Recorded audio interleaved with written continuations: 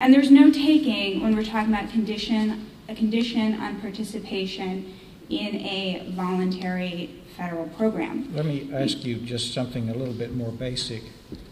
Does the Department of Justice recognize that federal courts have the authority in appropriate circumstances to strike federal statutes because of one or more constitutional infirmities? Yes, Your Honor. Of course, there would need to be a severability analysis, but yes. I'm referring to statements by the President in the past few days to the effect, and I'm sure you've heard about them, that it is somehow inappropriate for what he termed unelected judges to strike acts of Congress that have enjoyed, and he was referring, of course, to Obamacare, to what he termed a broad consensus and majorities in both houses of Congress. That has troubled a number of people who have read it as somehow a challenge to the federal courts or to their authority or to the appropriateness of the concept of judicial review, and that's not a small matter.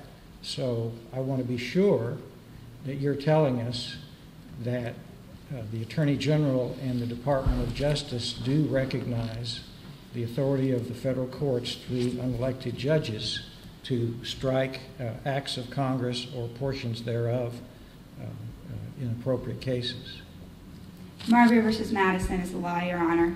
But it would not make sense in this circumstance to strike down this statute. All right, because well, there's I would like to have from you by noon on Thursday, that's about 48 hours from now, a letter stating what is the position of the Attorney General and the Department of Justice in regard to the recent statements by the President, stating specifically and in detail in reference to those statements what the authority is of the federal courts in this regard in terms of judicial review. That letter needs to be at least 3 pages, single space, no less, and it needs to be specific.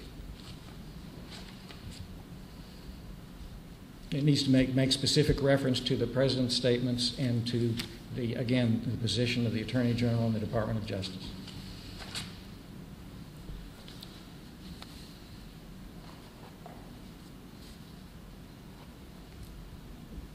Okay, and that's our position regarding judicial review and the authority of the court. Judicial review as it relates to the specific statements of the President in regard to Obamacare and to the authority of the federal courts to review that legislation.